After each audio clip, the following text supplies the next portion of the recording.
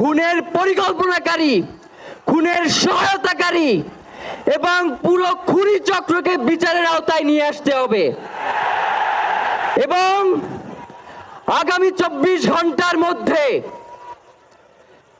স্বরাষ্ট্র উপদেষ্টা এবং সহকারী উপদেষ্টা খুদা বক্স তাদেরকে জনতার সম্মুখে এসে তারা এই খুনের ব্যাপারে গত এক সপ্তাহ ধরে কি পদক্ষেপ নিয়েছে তা জনসম্মুখে জানাতে হবে। যদি তারা জানাতে না পারে তাহলে তাদেরকে পদত্যাগের জন্য প্রস্তুত থাকতে হবে। আমরা ইনকিলাব মঞ্চ কোনোভাবেই শরীফ ওসমান হাদির রক্তকে বৃথা যেতে দেব না। আমরা ঘোষণা করতে চাই শরীফ ওসমান হাদির রক্তের মধ্য দিয়ে বাংলাদেশ ইনসাফ কায়েম হবে। আপনাদেরকে তিনি বারংবার বলেছেন বাংলাদেশের স্বাধীনতা